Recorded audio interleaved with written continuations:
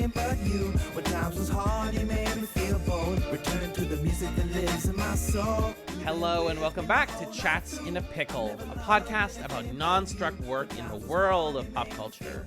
My name is Alan, and I'm joined, as always, by the return of the soul himself. It's Magellan. Hello, I'm back.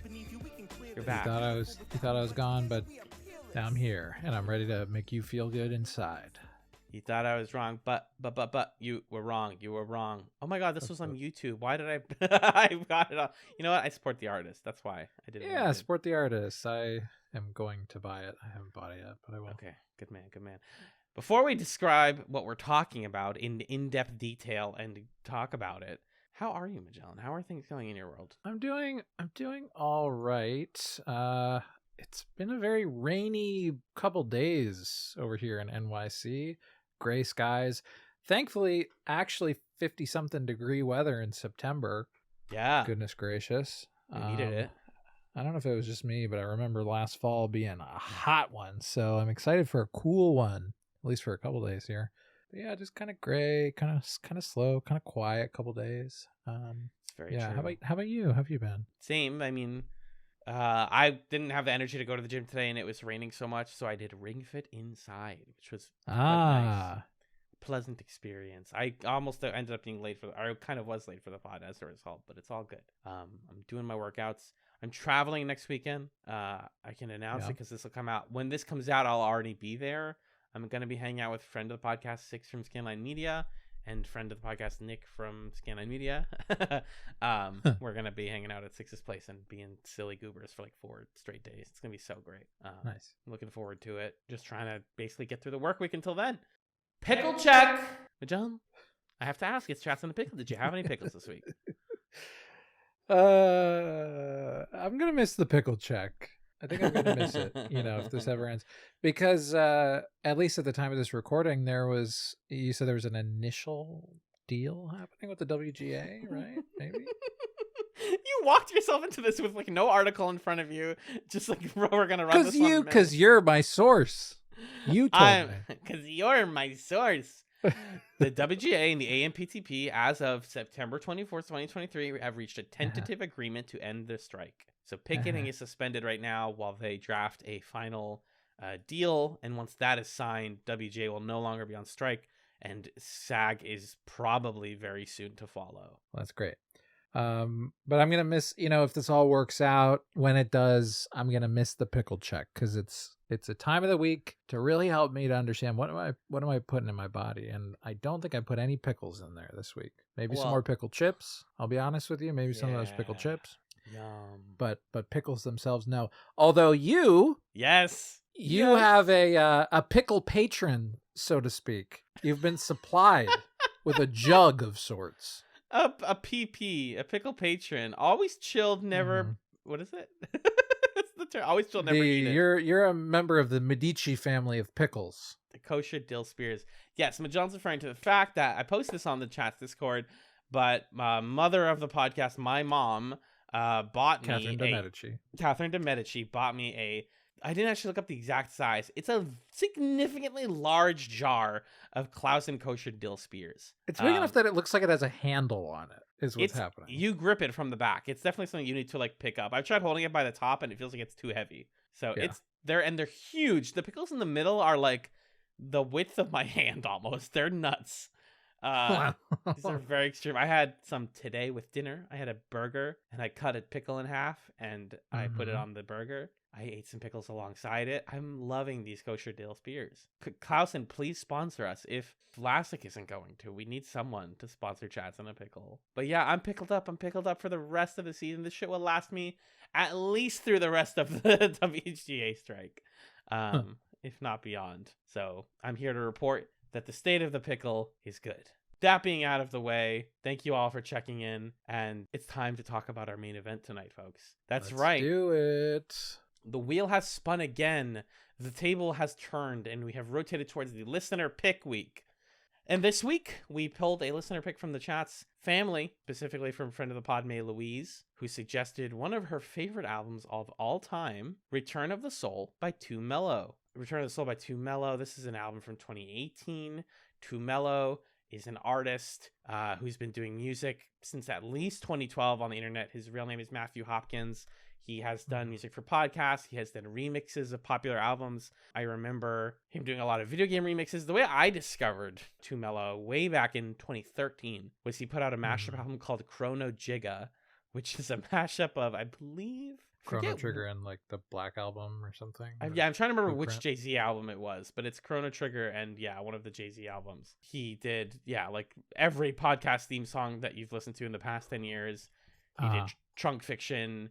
And then in 2018, he put out 2 records, Return of the Soul, which we're going to be discussing primarily, and Memories of Tokyo To, which we're also going to be talking about. That is his Jet Set Radio tribute album. So, Magellan, that all being said, any history with Too Mellow before this? I don't think I had conscious awareness of Too Mellow prior to this, although when we were discussing after last week's recording and I was looking into who he was, my immediate response was, oh, this person did the theme song to, was it called One Song Only? One Song Only, yeah. One Song Only, which was a brief event podcast that was like a bracket of Kanye West songs from a few years ago, like 2018 or something, with some Waypoint folks, right? Right. That's who was on that. And so I know Too Mellow's work from that theme song and like other podcast theme songs from that sphere, but I don't think I was familiar with him otherwise. So I was excited to go into this as a pretty neophyte listener. It sounds like you had a little more familiarity than I did, though. Yeah, just a little bit. Like I said, I remember Chrono Trigger very fondly, and I listened to it a lot. And what got me back into his stuff beyond like just following him on social media this whole time was alongside like the release of Return of the Soul, he started doing a podcast in 2018, or actually it started in 2017, called The Sample Study. That was recommended to me by a friend, and it's a really creative idea for a pod. There's not a lot like it in the podcast space these days. It's basically sort of a Song Exploder-esque, but specifically focusing on hip hop. And Mello would take a popular sample, a song that samples something, analyze the song, and then analyze the song that it is sampling. And then in the third section of the episode, he would recreate the sample. So it'd be like, he would go into Ableton and be like, here's what I think they did. Here's my closest version of what they were trying to make. It was a really cool podcast, especially at the time. Like April 2017 was the first episode. And I was like, who's Pete Rock? Who's MF Doom? Like, these were all really fresh names for me as somebody who's never been into like old school hip hop, or was not at the time. And he just had a really good style, and I missed that podcast dearly. I know, like, I actually listened to an episode in prep for this because he did an episode based on one of his own songs from Return of the Soul. He did Sweet Talk, which is I think second to last song on the album. And with that's the second to last episode of the pod, where he's like, hey, there's like laws coming out soon about using samples in podcasts, and I might not like legally be able to do this for much longer. So I don't know if that's the reason why he stopped, or if he just got like a full-time gig. But Too Mellow seems like a really cool guy. He's also like friend of friends. I know a lot of people who are friends with him. So I'm always like, we should do a Too Mellow thing at some point, and I'm glad that we got to do this one. Yeah. So Return of the Soul is his love letter to the music of his age, the hip hop, the rap music, the samples that he loved and was obsessed with. Right at the gate, I think love letter is the right term, because it is so intricately crafted around its samples that it feels like this is hyperbolic, but it feels like somebody actually did Jay Dilla right the way that Jay Dilla was doing it, you know? Like Jay Dilla was like the absolute king. Is that a diss on Jay Dilla? Or... No, what I mean is people have tried to do Jay Dilla since his passing, and nobody has really succeeded. I see. It seems like he's finally doing it correctly. He's doing it close enough to the original. He actually did a lot of episodes on Dilla. That was a big way that I got into Dilla back in the 2017-18 era. I just like the style of rapping he does. This is, I think, he mentions it in the album. It's like the second album he's ever done that he actually did vocals for. He usually does instrumental stuff, which I have mixed feelings about. But I want to start by asking you, what did you think about Return of the Soul in general? So I listened through it once. I think I would have liked to listen through a second time to have like more specific cuts of opinions on individual tracks. So you can kind of take what I have to say with that grain of salt. But I enjoyed it. I like this style of hip hop. And there's a part of me that, like, when I was in high school, the way that I got into enjoying rap music was through like nerdcore and things like that. And not that I wouldn't describe this as nerdcore, but there's obviously some like Video game crossover with references. video game references and like kind of electronic production, and some of the other work that Tumelo has done is in the video game space. So this feels like if I had found it when I was in high school, it would have been the bridge for me from MC Frontalot to MF Doom. Is kind of what this feels like. Hell yeah. And so I think for those reasons, and maybe I'll also because this is from 2018, there was a part of me that was like, I really like this. This feels really comfortable to me. And also it's so kind of in between eras of rap music enjoyment in my own life that it feels like something I can't really enjoy to its full extent anymore because of the associations it has for me. Like, it really feels like I would have loved this in 2018 specifically, in between in high school liking nerdcore and now, not that I'm an expert on rap music or anything, but I think I know a lot more about it than I used to. So at least sonically, that's kind of where I landed on it. Lyrically, I really enjoyed the themes of the project, and this like kind of meditation on creative frustration and where the work comes from and what it takes to create the thing that you're listening to. It's a very metatextual album, and in a way that I don't think is navel-gazy or self-indulgent the way that some of these sorts of projects could turn out, but is like a very honest portrayal of like, you're listening to a beat, and in order to make it exist, here are the emotions that I had to travel through and live with for months, for years, to make this project become, you know, a realized thing that you can get on Bandcamp or whatever. So that reflectiveness was something that I really enjoyed. And I like that dual meaning of Return of the Soul, that one, it's like the return of this kind of soulful boom bap style of music, but also it's like feeling this sort of revitalization in the face of one's own art. Like, the soul that I have to create has returned to me, and you're kind of like a witness for that moment. So I really like that about it as well. Yeah, it's very much a bridge album, I would say. I think that's a big reason why it resonated with certain people, is like, it depends on when you heard it, when it landed for you. It's either your first exposure to this type of music and you're like, oh my God, this is a door being flung open. I want to listen to Dilla. I got to listen to Donuts. I have to listen to MF Doom. I have to listen to, you know, Tribe Called Quest. And you suddenly like find all of these artists that also inspired Mello. Or, you know, now as adults, we listen to it and you can just tell, like, this is a guy who likes that type of music and can put his own spin on that type of music. And he's mature enough to write lyrics that are not just like, hey, I like this and I made it myself. It's more like, hey, this is what it's like being me specifically, which is why I think that this album actually holds up. It doesn't feel dated. To me, I agree that I would have liked it more if it was like I heard it early. And I listened to it when it came out. I remember loving it when it came out. I just forgot that I had logged it back in 2018.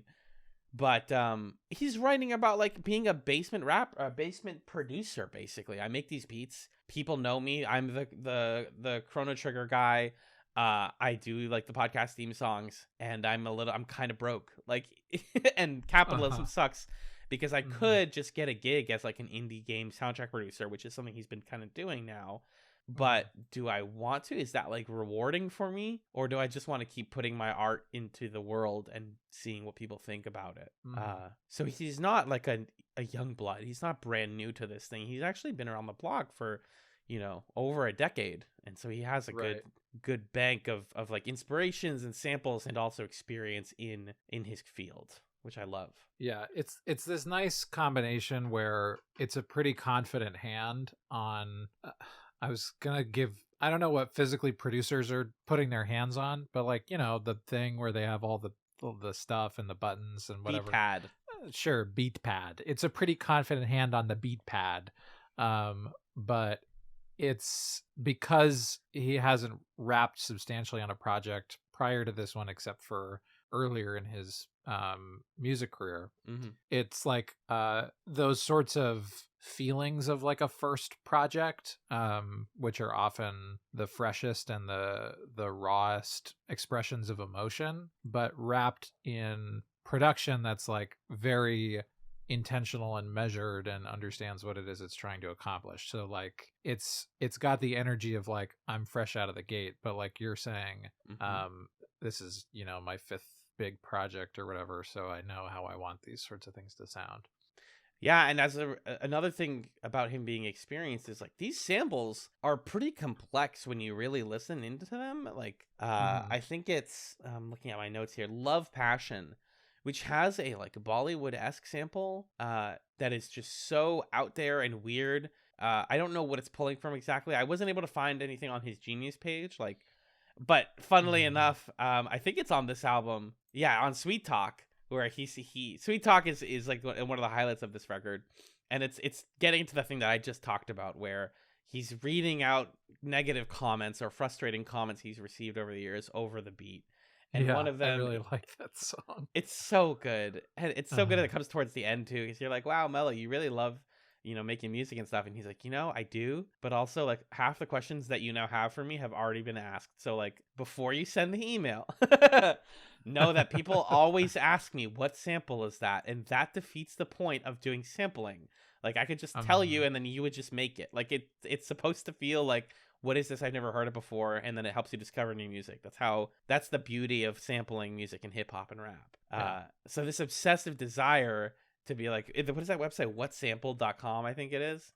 Who Sampled, yeah. Who Sampled is like, just, it's cool. Like the desire to like categorize and log every single sample that you've ever heard is like, it's a fool's errand. And he's like, he doesn't begrudge the person who left that comment.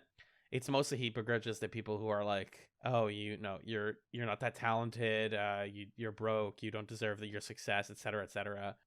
And what he's trying to emphasize is not like, yes, I do, but like, I don't have the success that you think I have, which I really love. That like the indie spirit of Return of the Soul is just like, yeah, this is a good album, and yeah, like you and your 100 friend group community know it, but like, this is never playing on the radio. This is like, we are genuinely listening to like independent hip hop here. Yeah. And I think that's fantastic, honestly. Yeah, definitely. You mentioned you didn't have any like notes or like track specific parts. Well, I have like, lines here and there that I enjoyed. All right, not as much as I would have liked.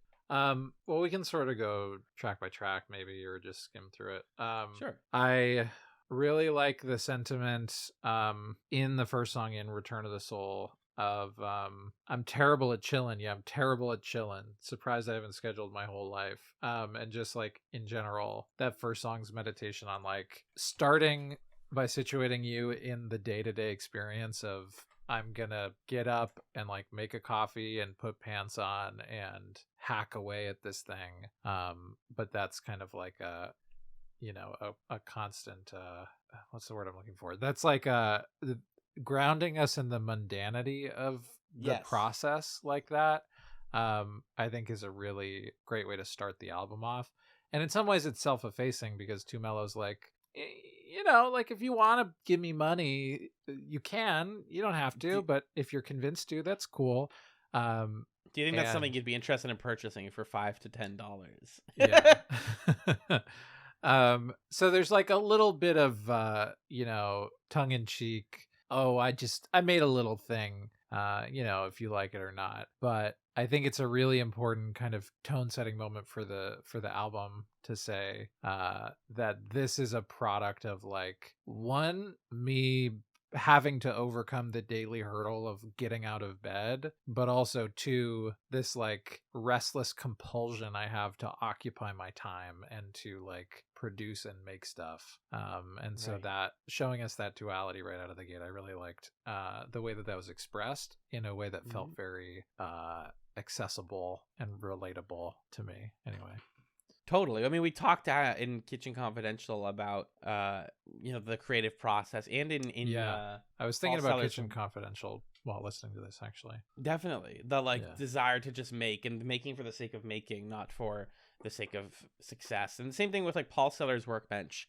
Like sometimes you just have to make something. Yeah, or with some of No Name stuff too. There's that absolutely. sort of like reflection on, let me talk to you about how this thing was produced and came about. And that's like a part of the work, which is really interesting. And from there, he continues to put his inspirations right out there. We've got Seijun Suzuki, which named after famous Japanese director, popularized the Yakuza genre of films.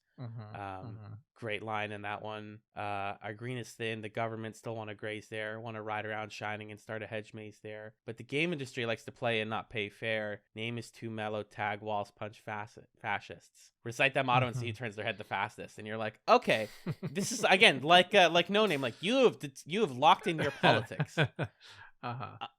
Mello is, from my experience, being like being an internet follower of his. Like if it pretty online, or at least he was in 2018. I think he's like distanced himself. He talks in the first track about wanting to tweet less, but that's a very 2018 phrase, tag walls, punch facets. It's also what happens when you play Jet Set Radio when you're a kid, which is a game about tagging walls and beating up cops. So this is just very clear. Hey, here's who I am. Here's what I like. More clever than Mother Brain. I'm walking through the rain while you flocking, looking pained. That's where it starts to feel a little nerdcore-y. Like, I understand. Yeah, that was comparison. The part, the Mother Brain part. I was like, okay, that's right. what not that that's a bad reference, but just that's what kind of rang in my head. Well, and it's interesting because rappers, like non-nerdcore rappers, have made references to old video games since there have been old video games. And yet, now when we think of it, we associate it with like nerdcore and like SoundCloud rappers doing it. Yeah, well, because like video games, comic characters, like Japanese media is super in the kind of alt indie hip hop scene. So, but it is interesting to examine. Again, I don't know how Too Mellow would feel about us discussing nerdcore in the context of this, because I don't I'm not labeling him that way. I don't imagine he would label himself that way, but it is interesting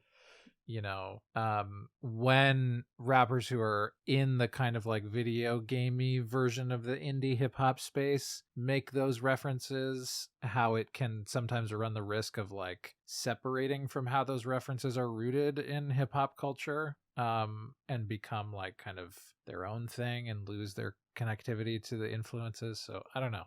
It's just like a really complex set of, what are you referencing? When does referencing something yourself without referencing who's referencing it become appropriative? Is that even possible? You know what I mean? Like, that's kind of an interesting conversation. I think Too Mellow's doing it the right way, but there are people who do it the not right way also. I mean, he was actually getting called nerdcore in 2013 with Chrono Jigga and then Nosylvania, which was Calcivania and Illmatic. So that's like the title people were giving to him. God, I found an interview with him from 2013. I need to read this later. This is so crusty. Whew. Yeah, I'm curious if he would categorize himself as that. I wouldn't categorize this project as that. No, especially not his modern. None of his modern stuff I would categorize as that. Yeah. Yeah. Anyway, I really liked in Seijun Suzuki the line, "Make him wonder if you ever was there like Berenstain Bears." That's kind of a funny line. Yeah. And the rest of that verse is pretty catchy. You better bob it to the ones and threes, out of time vibing at the venue really bothers me. Bottom line rhyming to stay out of the red, wishing you could be the one I can't get out of my head. That's pretty good. That's a bar. Yeah. And something I appreciate about Mello is he does not put on airs when he raps. Like, he doesn't put on like a deeper voice. He just like has like a regular guy voice. Yeah. And it comes off sometimes as a little corny, but I read it. I choose to read it as very earnest, and I like that. That is the unique hook about Return of the Soul. Besides the fact that it's like really good sampling, is this is just Mello doing his own thing. He's not trying to be someone else. He's not sampling someone like, he's not trying to mix another soundtrack in there. He's just making music and using his own normal ass voice. How did you feel about Love Passion? I really like the outro a lot. I love Coke. I love Sprite. I love Taco Night. I love A Night from Blockbuster. I love crocodiles. I love reptiles. I love rap styles. I love Miles Davis, that is. I love Biz Marquee. I love sneaking into the movie for free, but that is not an endorsement of piracy. From the entertainer to the entertainee. Yee. That good. That has like a almost freestyle quality to it, which I like. Right, it's silly in the way that a freestyle is. Exactly. That's the one with the good sample. Yeah. I think I don't have anything about Live This Way in particular, although it's a good chorus. Waiting for jazz samples to buffer my Pentium 4. Sorry. Oh, before we move on from what's it called, from Love Passion, yeah, I like the beginning of verse 1. My dating scene is like a self-hating thing, profiles of procrastinating on getting wedding rings. You must have your own dreams, own goals, and don't cling, and love Wu-Tang and also love New Jack Swing.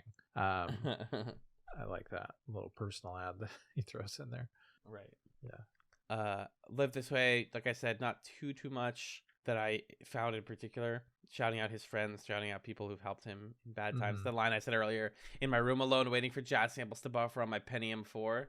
That's another, like, you're not beating the nerdcore allegations, Mello. Like, come on now.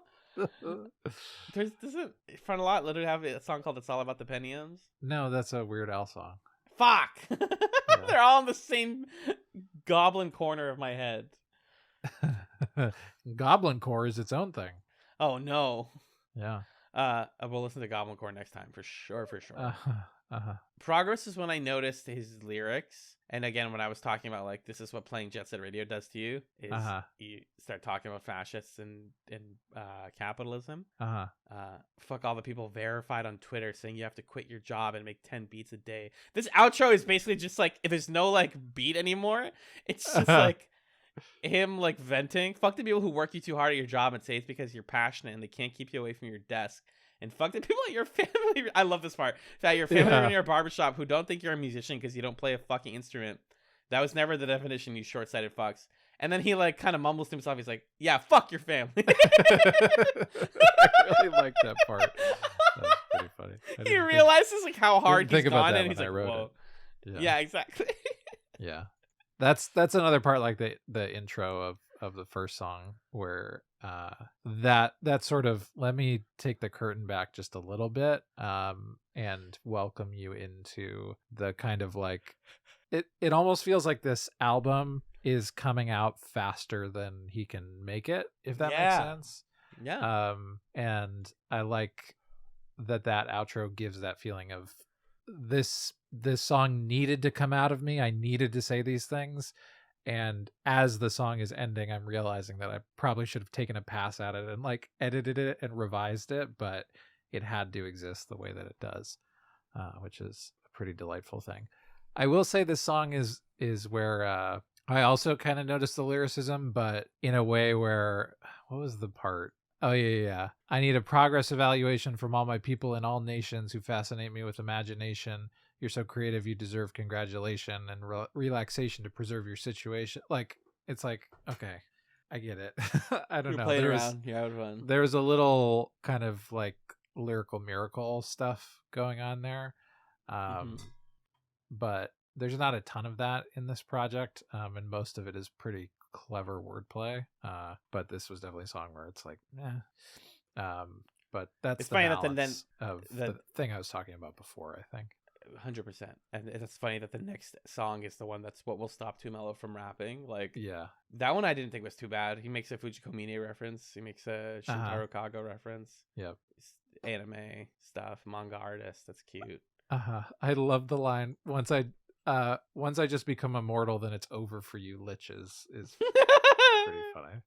You goober. Yeah, I was gonna say, speaking of you feeling like this came out, like, out of him faster than he could write it. Yeah. In the liner notes on Bandcamp, he writes, I have a lot to talk about. All of these songs came rushing out of me, and it was fully unexpected. The instrumentals that accompany them are pieces that I worked on at the side of main projects, but I'm no less proud of them, and I think they all represent some of my finest production yet. So, like, lyrically, that's kind of the case, is he just kind of was letting it go. Okay. And he laid that over beats and instrumentals that he had already made. Got it. That makes sense. which is a cool way to do it. Another line I really liked from What Will Stop Too Mellow from Rapping is sorry for gatekeeping gatekeepers from getting rocks off. That's such a funny line. Very 2018 also. Like, who's thinking of all the gatekeepers that were gatekeeping from gatekeeping? Exactly. Pretty funny. The next track is my favorite track on the album. That's Handle Me Softly. Okay. I think it's the most earnest. It's the most memorable. It's got the coolest sample and the best chorus. You've been with me my whole life through. I never loved anything but you. Times hard, you made me feel poor. Turn the music that lives in my soul. It's just like I'm like bouncing in my chair. When you get me bouncing in my chair, you know you've made a good song. And then that sample that does the hoo and hoo. It's just so cool. It's so fresh. It feels like Jay Dilla. Like it feels like the spirit of Dilla's here. Yeah. And his voice is good. His little like sort of he does go into a lower register here a little bit. It's cool. Yeah. And this is the song when, I was debating like, did I actually listen to this in 2018? And then I got to Handle Me Softly and I was like, I definitely listened to this because I was like obsessed with this song for a few weeks. Damn. I wonder if I Chatzum this. Wait, no, we weren't doing Chatzums. We weren't doing Chatzums yet. Damn. Sad. We started them like at the end of 2018 or something. Oh, no. 2019. Yeah. I just think it's catchy. It's like when we were doing the no name thing. Like sometimes the song that sticks with me the most is not the most lyrically complex. Yeah, it's the one that has the best chorus. Right. I spit through the shyness and they really like it. Sharing thoughts I thought would get me laughed off in private. I'm like, oh, do your dance. Any notes on that one? No, I think you covered it. The Work Part 2. I love a Part 2. When there's no Part 1. Yeah. Exactly. If you ever ask me what I use to make beats, I'm a shake you, roll you, set you right. You can start the work tonight. My tools ain't neither what I have, and I'm not looking to collab until I see you in the lab. Sometimes beat producers are like fighting game players, where they're like, "Don't ask me what my fighting stick is. Just play the game." Right. Just there is kind of a strain here in this album of like people ask me what instrument I play, and was that in this one or was it in the Tokyo 2, that one? Either way. The one where they ask you what the sample was is from the end of this album. That's not from this either. That's Sweet Talk. Okay.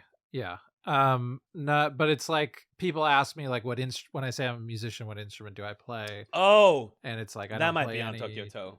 But I can do this, or like I know how to write for 30 different instruments. I can make like mouth sounds or whatever. Right? Yeah. So there's definitely this feeling across the two mellow pieces that we listen to, of like the aggrieved music producer specifically, and what does it mean to be this particular kind of musician in the landscape of 2018, where you are creating stuff that like clearly has a market, clearly has legitimacy, clearly people listen to it, and yet there's still this feeling of like, but you're not doing real music. You're just kind of booping and bopping on the beat pad. And that's not so hard. And there are times where I hear that frustration and I'm like, yeah, that's justified. And there are times where I hear it and it's like, come on, you're doing a great job. Don't listen to the haters. Don't. But yeah, there's a little bit of that here in the Work Part 2. The work. For a second, I'm cool. It's that real boom bap. That sound that immediately lets you know how old I am as soon as you hear it. Yeah, like that's what we were talking about earlier. Like he comes from a specific era. Catch me playing Makoto and Third Strike in arcades. Catch these plans before they disappear into the archives. I also play Makoto and Third Strike, Mello. We should play Street Fighter sometime. Good choice. I think this was the one where the chorus stuck out to me the most. I enjoyed this one. It's a very fun one. I'm gonna put a short clip of it there just for the kids. Sweet Talk, again, this is the one that he digs into the sample a lot. Yeah, this is a standout track just in terms of how fun it is. Lyrically and beat wise. Yeah. I mean, it's very, like, I don't know the words for different types of drums, but the drums are very deep pocket drums. And lyrically, he's reading comments. He says at the beginning, the following verses are based on real messages that I received and never replied to. They don't represent my views, but represent the views of my haters who have low viewer counts. And it's just, the funny thing about this episode of the sample study, if you go back and listen to it, is usually he, like, does like a little biography of the artist and like tries to get at like what were they trying to say with the sample. And for his own, he's like, I don't know what to tell you. It's good. Like I was trying to like get across the energy of the comments that I was reading, but otherwise I just kind of made a beat. Like he can't. He's like struggling to overanalyze himself, basically. But it's a pretty complicated beat. Lots of like different layering and back and forth stuff and speed changing. Yeah, and I like that it's that level of complexity is happening in a song where he's speaking to the critique of like, you are just copying other things, you're stealing other songs, and like probably didn't even pay for your software license. Committing crimes and dropping rhymes must just be the nicest. This sort of tongue-in-cheek, like, oh yeah, what I'm doing is so easy. Totally. Anyway, let me stunt on you the most that I've done in this whole project. It's a pretty delightful middle finger of a song. I love it. I truly love it. Yeah. That's my favorite song. All due respect. I believe this is the song that got this album taken off of Spotify. That actually might be where I had originally listened to it. It had a sampling issue, funnily enough. Got it. It's a good track, but I think it just used a little bit too. You know how Content ID works. There's a couple too many seconds of a sample, right? And something caught it and took it off of Spotify years ago. Mm-hmm. Because I was looking and I was like, why didn't I buy this on Bandcamp already? And it's because I had listened to it. Real old heads know what it was like when Return of the Soul was on Spotify for 5 minutes. Those were good old days. Two Space Mellow, never soft like Jello. Once you have the Dragon Balls, you don't take phone calls. Whoa. Corny, but good. Kind of a bar. Kind of a bar. And also, Mello's usually not horny. Like usually, he's like not. He does like little bits about like I'm not good with girls, and then he'll be like, "Betcha I'll have your crush going operatic in my Craftsmatic," which is right in the lab. And we call it a collab. Come on, Mello. Easy. It's funny though. It's just a fun album, man. And then Chill for me. Pretty simple, pretty lower energy. We're bringing it back down. Keep it chill for me. Don't take no dollar bills from me. Keep it chill for me. Just behave properly. Be the buddy you're supposed to be. Oh, the buddy. When's the last hip hop album you heard that used the word buddy? I probably can't think of one. I don't know. It's a funny question. But yeah, that's Return of the Soul. Any stray notes before we talk about Return to Tokyo 2? Memories of Tokyo 2. Memories of Tokyo 2. This is a great album. It stands on its own. If you've never listened to Mel before, this is a great intro to his work and his style. And it'll hopefully, if you aren't already into hip hop, this is a great jumping on point, honestly. Yeah. But yeah, let's move on. So also in 2018, the much hyped Jet Set Radio inspired homage album Memories of Tokyo and Ode to Jet Set Radio came out. Actually, that was February 2018, so I think Tokyo came out first. I believe that's correct. Yeah. Do you have any familiarity with Jet Set Radio? No, I think I vaguely knew that it was a Dreamcast game. Yeah, but no. I think I tried playing it when it like re-released on PC, and I quickly realized that people have nostalgia for it because aesthetically it's amazing.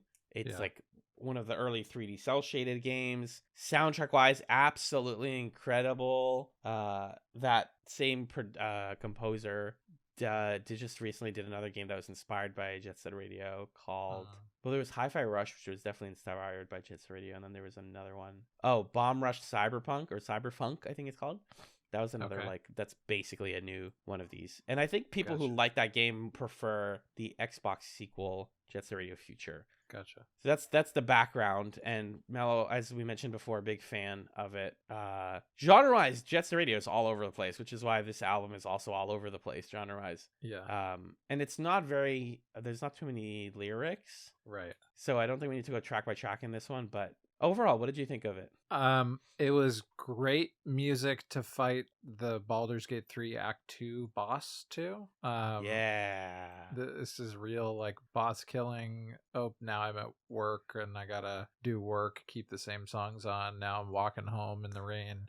Like it's just a good soundtrack to whatever thing you're trying to do, and you feel really cool doing it. So this is one that I'm definitely going to replay a lot when I need to it's either background music playing a video game or it's needing to accomplish a thing.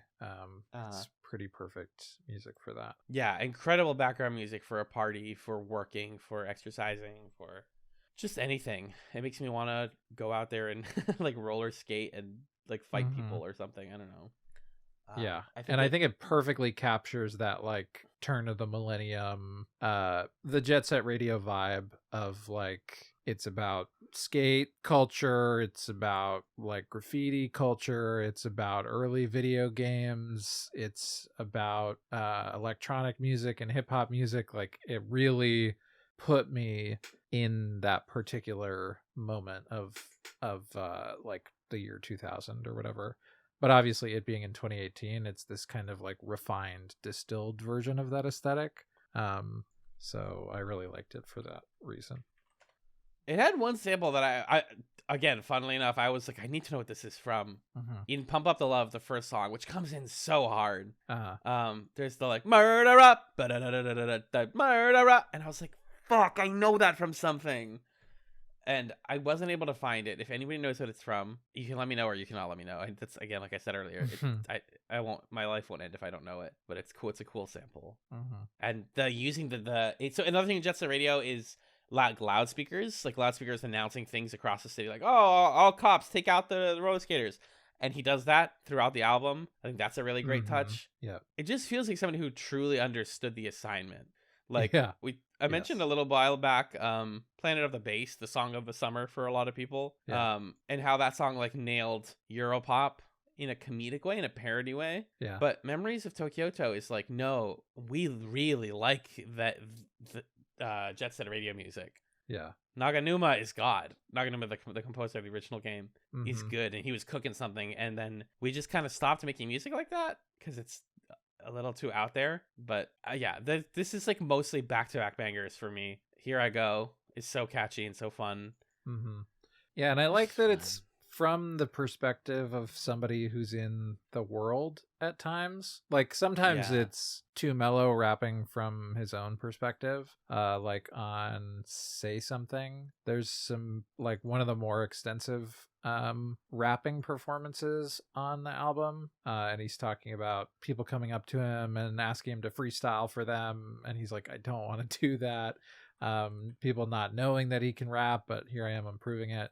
But that's the part you were talking about earlier. Can you prove your worth as a human being and as an artist? And I'm like, no, I can't actually, but I can dramatically arrange 7 to 10 layers of mouth sounds to make an entire instrumental.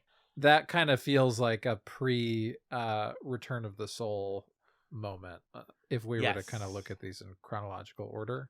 But then there are other songs like Rock the Beat, where it's like, Tokyoto is the city I'm reppin', art and music collab intersection, bring it on if you think you can hang, but if not, then let me ease your pain.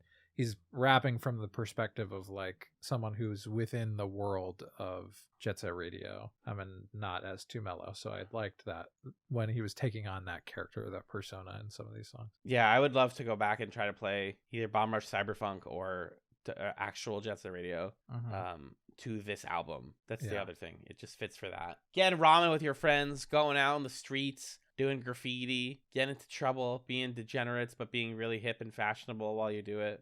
What's better than this? Yeah.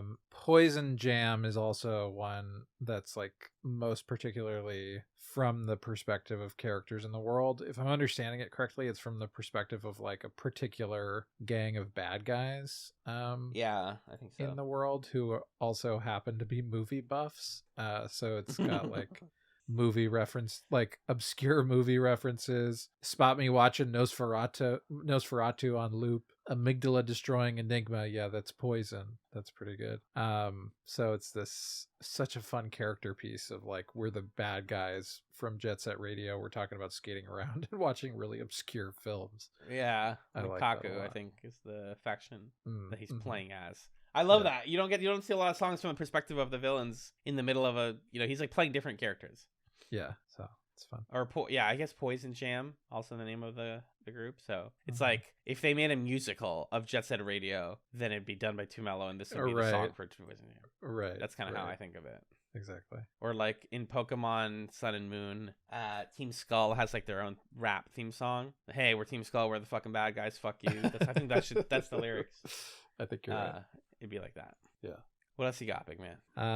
That's pretty much it. That's what I got. It's a great album. I'm so happy that he was able to put this out. I know he was hyping it up for like months, and then it came out, and then he did a follow-up, Sounds of Tokyo to Future, which I don't think I've listened to. If I have, I forgot about it.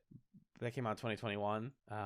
Should probably listen to that too, just for the vibes. The Wild Thing, this is like the most inspiring thing. If you go on Spotify and you look up Too Mellow, fans of Too Mellow also like Hideki Naganuma, the guy who did the soundtrack for Jet Set Radio.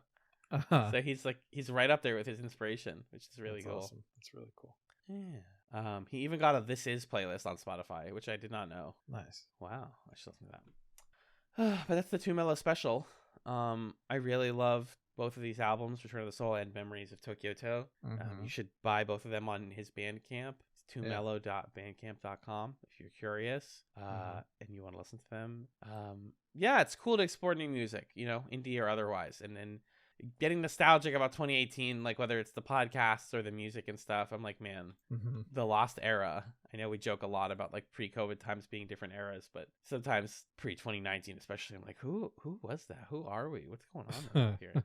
Yeah. So thank you to May Louise for recommending this as our listener pick this week. Thank you, May Louise. Thank you. You know what that means, Magellan? That means I got to hear about your pickle for next week. Come on. Pickle.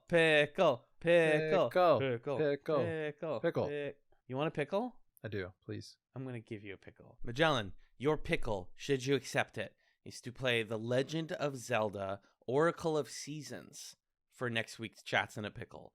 I will be playing The Legend of Zelda Oracle of Ages to start. We're each going to try to make at least 2 hours of progress per our pickle rules.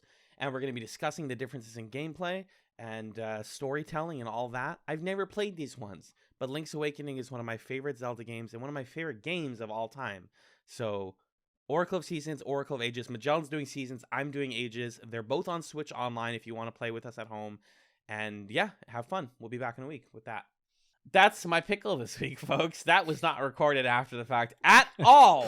I said it a second ago. Here, I'll say it again. Zelda! Classic. God, I'm excited to talk about it. Anyways, Magellan, where can people find your stuff on the internet?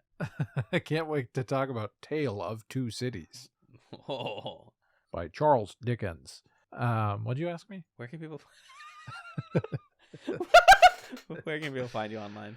Podcast. You can find me on another podcast called Super Smash Echoes that I do with my friend Justin, where we play video games that are related to the Super Smash Brothers franchise, Super Smash Echoes. You can also read some of my writing over on my Substack at notthemagellan.substack.com. Check it out. Alan, what about you? I'm on a couple other podcasts.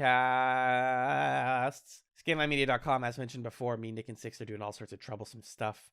Me and Six and Minovsky, who's a friend of Two Mellows and stayed at his house one time. We do the Creature Quorum. We have like one episode left of the Monster Hunter phase of that before we're done with Monster Hunter for now. And I'm also on the Garnet Wager, which is a radio drama / Korean game show review show / tabletop role-playing game podcast featuring the voice of one Magellan J. Fluke. In an incredible role that I can only describe as What If John Delancey, but in 2023, and kind of sexy. So how did that work? Did Six do the voice live and then I'm not going to spoil the magic for you. Okay. You were there for it. Okay. Yeah, Garnet Wager, we're going to be doing some very cool stuff with that lately. As I mentioned, seeing Six and Nick in person is going to just create like more chaos, honestly. And then Talking Marketing every other month. You can hear me on amaboston.org's podcast. I just did a prep call with some very cool. My first double guest interview is coming up in several months. So I look forward to that. That's Talking Marketing wherever you listen to the podcast. Great. That brings us to the plug zone. John, would you like to do the plug zone this week, please? I would love to. You can get in touch with the show in a few different ways. You can email us at chatspod@gmail.com with any questions, comments, concerns, suggestions, recommendations for pickles for the show. You can also follow us on X Chatzpod.com. We are Twitter. at Chatzpod on Twitter, Exeter. Sounds like a Baldur's Gate thing. Exeter. Yeah, Twitter. Gosh, what else? We have a Blue Sky Chatzpod on Blue Sky. Pull it up. Right? You have a thing that tells you all the plugs. You can do that. I don't have it open. I'm trying to find it while I talk. Magellan, look at your DMs. Murderer. Oh, thank you. What else? We are Chatz, a television podcast on YouTube, where we post like stream archives and episodes and stuff. So check us out there. We also have our Twitch account, Chatzpod, which you can, what is it called there? Hearting, subscribing, whatever. No, subscribing, following. You can follow us. Oh my God, there. Such a boomer. So, well, people have different words for it in different places. It's confusing. You can follow us there on Twitch to know when we go live and to see some stream archives as well. We do it, once a month, once every other month these days. Of course, please rate us wherever you listen to us, Apple Podcasts or your podcast rating platform of choice.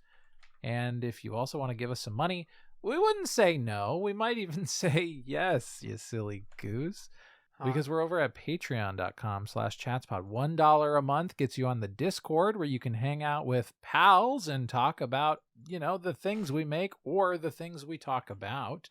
$3 a month gets you thrice monthly bonus content. And, twice monthly. It used to be twice monthly bonus content on our Patreon. And $5 a month gets you thanked right here at the end of every episode. Thank you to our $5 patrons, including Stefan, Six, Noel, Pat, my mom, Michael, May Louise, Marcus, Lee, Kat, Justin, Jen, Emrys, and Arthur. Thank you, folks, for supporting the show. And of course, we have a website, chatspod.com. Thank you to @Camillustrator for our podcast art. And now it's time for our chatsums. Alan, what's your chatsum for this week? Oh, do I have to? No. Can you imagine? Listen, guys, I have been playing the same old shit and reading the same old books and listening to the same old stuff. And I'm watching Struck Work, so I can't chat some Struck Work. Oh, yeah, don't do that. No. Did I chat some Magnolia? I did Resident Evil 6. I did the new Olivia Rodrigo album. Damn it, I have nothing. I'm drained. Hold on, there has to be something. I truly can't think of anything other than what's been good to me lately. Like healthy sleep and exercise. I don't know. Yeah. Can that be a chatsum? Healthy amounts of sleep and exercise. Yep, there you go. Yep. That's good. Look into pull, push, and legs if you need a 3-day workout routine that's like easy and accessible for you. If you're able enough to do that, and that's a good way to get yourself back into shape. I'm working on it. It's a slow process. That's my chatsum for this week. What about you? Nice. Well, I'm playing the same old shit, which is Baldur's Gate 3. What? No way. But they just keep making slightly related content that I can chatsum, so I'm going to do it again. The High Rollers D&D YouTube channel recently released 2. I don't know if there's going to be more because I haven't watched the second video yet, but 2 videos of the Baldur's Gate 3 main voice cast playing D&D with each other as their characters. It's so fun.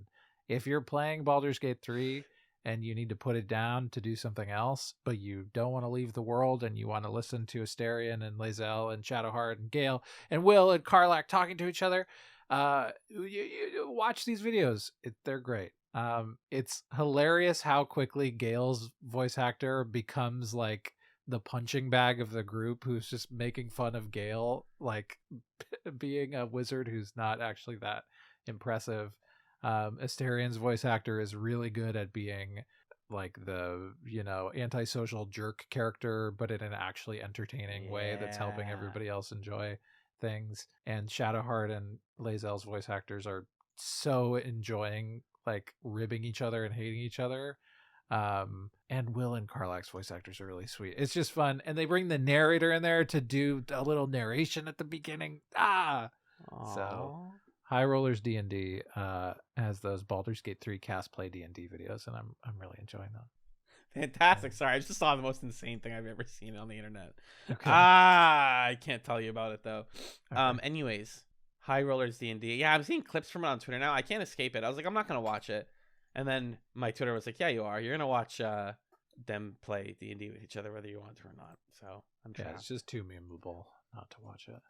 The thing about Twitter these days is that the For You page is less depressing than it used to be. Okay. But because it's all blue checks trying to be like viral, Yeah. it's all just people being like, look, a joke, look, guys, funny joke, I'm really funny.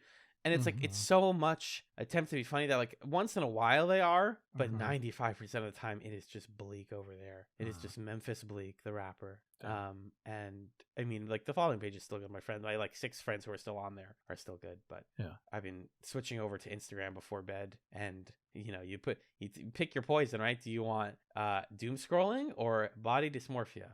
Take your pick. Flip that coin. Flip the coin. You get one or you get the other or you get both. Anyways, enough about us. Let's talk about going home. Thank you to Magellan for being the graffiti to my Jet Set Radio character, because I love to just spray you all over the wall. Ew. Stinky. Thank you to Two Mellow for producing the albums that we discussed this week, and thank you to you, the listener, for being with us here on Chatz and a Pickle. Peace. And a pickle. Peace. And a pickle. Peace. And a pickle. Peace. And a pickle.